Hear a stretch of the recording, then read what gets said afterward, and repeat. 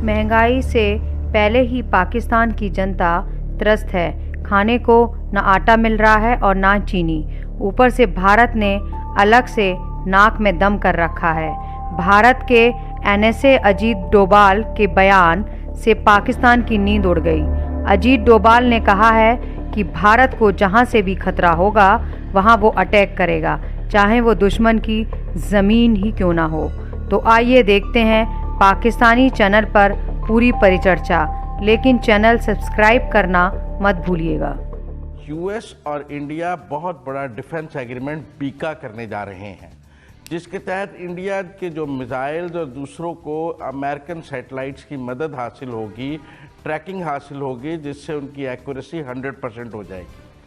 ये जो उन्होंने बयान दिया, इंडिया में इस वक्त जश्न का समय है। उनका अमेरिका के साथ बहुत बड़ा डिफेंस एग्रीमेंट कल साइन होने जा रहा है और अमेरिकी इंतखाबात से एक हफ्ता कबल यूएस सेक्रेटरी ऑफ स्टेट और यूएस सेक्रेटरी ऑफ डिफेंस आज दिल्ली लैंड किए हैं और वो उनसे डिफेंस एग्रीमेंट साइन कर रहे हैं, जिसे बीका कहा जा रहा है। पहली बात तो ये है कि ये उस कॉन्टेक्स्ट में उन्होंने कहा कि उनको मिसाइल टेक्नोलॉजी में अब अमेरिकन सैटेलाइट्स की एक्यूरेसी अवेलेबल होगी, तो उन्होंने कहा कि हम मारेंगे और इस सब की बात है। बाकी यहाँ कहा गया कि अब्दुल्ला यहाँ आए हैं, यहाँ से अब्दुल्ला सीधा इंडिया चले गए थे और जो गुफ्तगू उन्होंने इंडिया की वो भी जरा पढ़ लें। उन्होंने पाकिस्तान की, जो भी पाकिस्तान आता है वो इंडिया चला जाता है।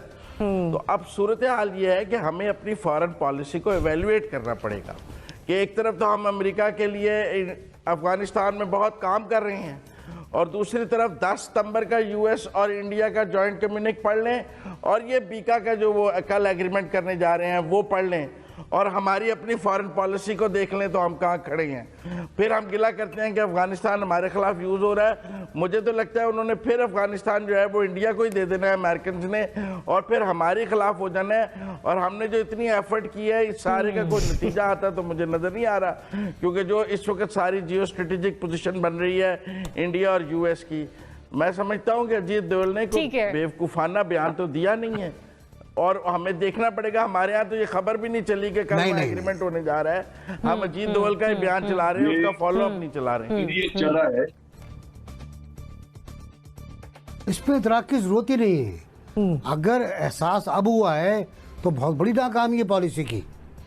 इसका मतलब है कि प्राइम मिनिस्टर को अभी तक ब्रीफ नहीं किया गया सिक्योरिटी इश्यूज के ऊपर। ये मसला तो 2007 से चल रहा है। 2007 से अफगानिस्तान से हम, बस उससे पहले भी, जनरल साहब हिस्ट्री जानते हैं, उससे पहले भी हम पर हमले हो रहे हैं। जलालाबाद, कंधार, दूसरे इलाकों में जो 7 से 11 कौंसलेट कायम किए गए थे हिंदुस्तान के, उनका मकसद क्या था? वहाँ से कोई वीज़ा लेने नहीं आता, बहुत कम लोग वहाँ से वीज़ा लेते हैं।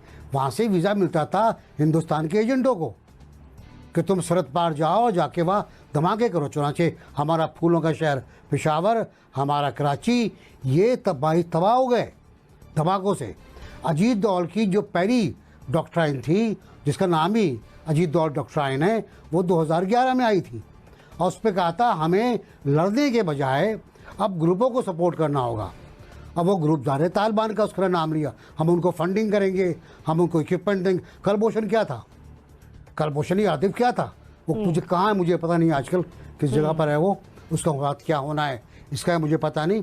लेकिन वो ईरान, अफ़गानिस्तान और पाकिस्तान तीनों जगह एक्टिव था। वो तीनों जगह एक्टिव था। उसके पासपोर्ट पर, ज़ाहिर ईरान से पासपोर्ट उसका दोबारा जारी हुआ था, वहीं स्टैंप लगा था।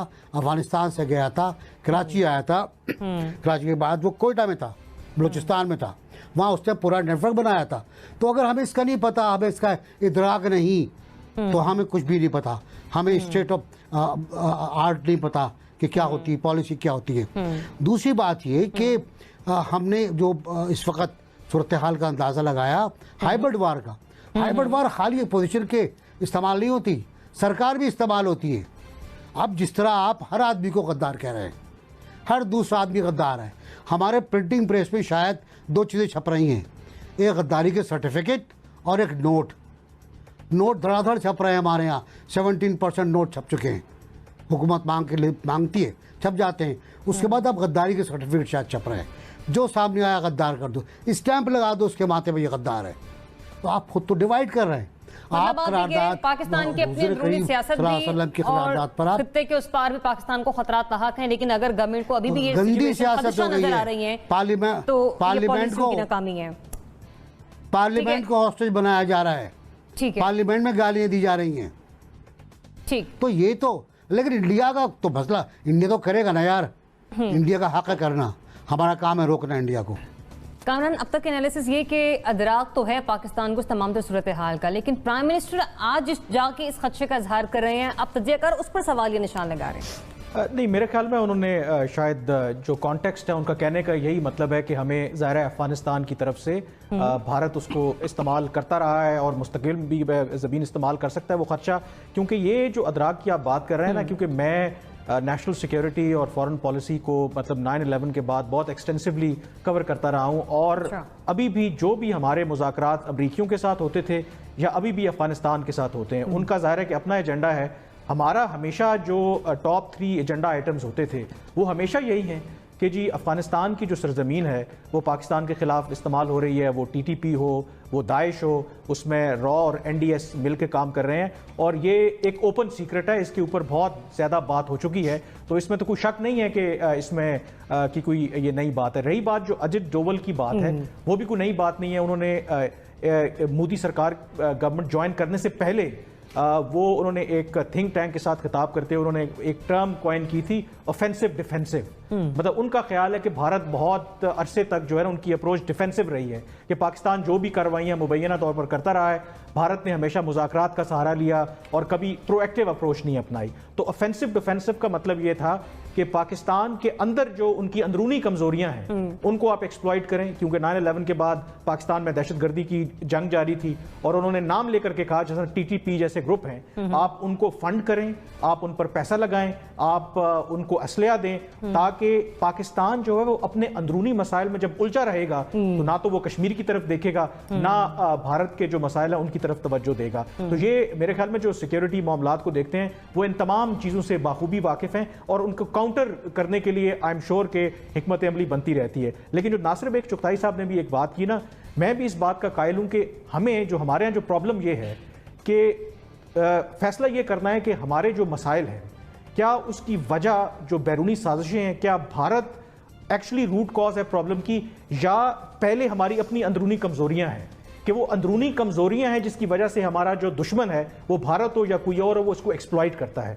मतलब आई एम एटलीस्ट कन्विंस्ड कि हमारी अंदरूनी कमजोरियां पहले हैं, हमारे अपने मसाइल पहले हैं, और उसके बाद जो है जब आपको नजर आता है, जब आपका दुश्मन देखता है कि आपके अंदर सेक्टेरियन फॉल्ट लाइंस हैं, आपके अंदर पॉलिटिकल पोलराइजेशन है, आपकी कोई इकोनॉमी की डायरेक्शन नहीं है, आपकी बहुत से ऐसे मामलात हैं जिन पर शायद उस तरह से कंसेंसस नहीं है, और ये गवर्नमेंट आने के बाद तो आपको बिल्कुल भी ऑपोजिशन और जो रूलिंग पार्टी या गवर्नमेंट है किसी भी तरह से एक पेज के ऊपर नजर नहीं आती। तो इसमें हमें बड़ा केयरफुल होना पड़ता है। जैसे आर्मी चीफ ने भी काकुल में हाल ही में एक एड्रेस करते हुए कहा कि हाइब्रिड वॉर जरूर है, 5th जनरेशन वॉरफेयर जरूर है, लेकिन हमें यह भी देखना है कि जो तनकीद बराए इस्लाह होती है उसको हाइब्रिड वॉर के कॉन्टेक्स्ट में नहीं गिनना, गद्दारी के सर्टिफिकेट नहीं बांध दें। और ये जो इमरान खान साहब की भी अप्रोच है कि वो कहते हैं कि PDM के पीछे भारत और इजराइल मुलव्वस, I am sorry to say, ये बिल्कुल एज अ प्राइम मिनिस्टर उनको जेब नहीं देता। या तो उनको पास बहुत कंपेलिंग एविडेंस है, सामने आए, अगर एविडेंस है तो सारों को डालें जेल में। तो ये हमें अपनी जो डोमेस्टिक पॉलिटिक्स है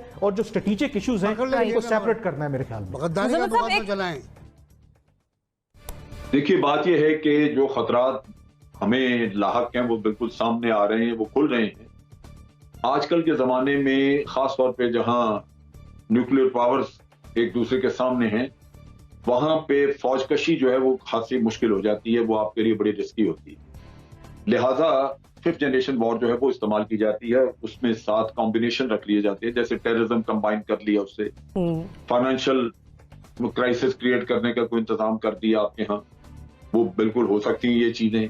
जब आपके मुल्क का अभी देखिए हमारे यहाँ टेररिज्म रहा तो हम कहते हैं कि हमारा $150 बिलियन का नुकसान हुआ है इकोनॉमी का, तो ये चीजें हो सकती हैं। लिहाजा ये कहना कि जी पाकिस्तान को खदशा है कि अफगानिस्तान से, मेरा ख्याल है ये स्टेटमेंट गलत है। अफगानिस्तान से हो रहा है ऑलरेडी ये सारा कुछ। ये जितना भी आपके देखिए, हमने CPEC कंसीव किया, CPEC हम चला रहे हैं, CPEC हम कहते हैं कि जी ये हमारा गेम चेंजर है और CPEC के जरिए हमारी इकोनॉमी बेहतर होगी। तो ये एक ऑब्जेक्टिव बन गया एनिमी के लिए कि वो अगर आपके सीपैक को नाकाम करता है, जो कि जिसके लिए उसको अफगानिस्तान से काम करने की जरूरत है या ईरान से करने की जरूरत है, वो कर रहे हैं, तो आप देखेंगे कि आपका सीपैक या डिले होगा या आप देखिए कि वो हो सकता है उसमें वो पेशरफ्त ना हो जो होनी चाहिए, उसके वो प्रोजेक्ट ना लग सके जो आप लगाना चाहते हैं, वो पोर्ट आपकी उतनी इफेक्टिवली काम ना कर सके जो आप चाहते हैं। अगर किसी जगह पे टेररिज्म होगा, कोई खराबी होगी, तो वहां कौन है पागल जो जहाज अपने लेके आएगा मार उतारने के लिए। तो ये चीजें आपकी इकोनॉमी को जब डैमेज करेंगी तो ऑटोमेटिकली आपके लिए मसले बनने शुरू होंगे। आप अपने वेपन खरीदना चाहते हैं वो नहीं कर सकेंगे, अवाम को सब्सिडीज देना चाहते हैं वो नहीं दे सकेंगे। नतीजा ये कि अवाम में भी डिससेटिस्फेक्शन, ये सारे इश्यूज उससे रिलेटेड हैं जो वो कर रहे हैं। और दूसरी तरफ ये है कि नैरेटिव्स छोड़े जाते हैं जिससे कि आप अपने मुल्क में खुद ही मायूसी फैलाना शुरू करते हैं। ये हाइब्रिड वॉर के साथ उसको कंबाइन करते हैं और उसमें आप अपनी कौम में ऐसे नैरेटिव बोलना शुरू करते हैं कि वो मायूसी उससे फैलनी शुरू हो और उससे यूं लगे कि जैसे आप बस खुद ही खुद खत्म होने वाले हैं क्योंकि आप कर कुछ नहीं रहे, ये नहीं हो रहा, वो नहीं हो रहा। ये वो चीजें हैं जो कि अवाम के अंदर से उम्मीद खत्म कर देती हैं और अवाम के अंदर वो जो फिट टू फाइट होती है वो खत्म होनी शुरू हो जाती है। तो ये एक लंबा प्रोसेस हो सकता है, लेकिन ये चीज ऑलरेडी शुरू है, ये हो रही है, ये रियलिटी है, ये कोई ऐसे गपशप नहीं है। मतलब ये खतरा पाकिस्तानी और वज़ीर आज़म भांप चुके हैं। खतरा नहीं, ऑलरेडी चल रही है ये चीज। देखें बात ये है कि ये चूंकि एक लंबा प्रोसेस होता है, इसलिए इसमें ये नहीं कि जंग आपने मुसल्लत की तो 8 दिन में जंग खत्म हो गई या महीने में, वो नहीं। ये बादुकात ये 2-2 3-3 साल पे मुहित होता है ये प्रोसेस, तो वो चल रहा है। वो ऑलरेडी हम काफी सारे इस चीज की वजह से काफी शैटर्ड है हमारा काफी। सॉरी टू इंटरप्ट जनरल साहब, मुझे थोड़ी सी कंफ्यूजन है, मेरी रहनुमाई कीजिए ताकि बाकी नाज़रीन को भी जरा क्लियर हो जाए। आपने कहा कि ये खतरा मौजूद है और ये सब कुछ चल रहा है, प्राइम मिनिस्टर खदशे का इजहार कर रहे हैं, जिस पे मेरा सवाल ये है कि खतरे का इदराक है, तो है खतरे का इदराक?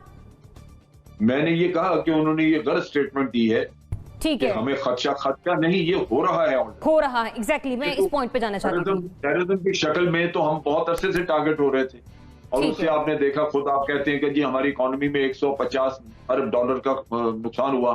तो ये चीजें चल रही हैं ऑलरेडी। अब ये है कि इसका कॉम्बिनेशन आ गया, जैसे पीटीएम आपने पैदा कर दी, जैसे आप बीएलए को सपोर्ट करके वहां पे ये कर रहे हैं, नेशनलिज्म का नारा लगना शुरू हो जाए तो आप ये सुबाइयत का नारा आना शुरू हो जाए। ये वो चीजें जो आपके अंदर से आपको खोखला करना शुरू करेंगी एंड इट विल मेक उसका एनिमी का जो जॉब है, काम है, पॉइंट आ गया।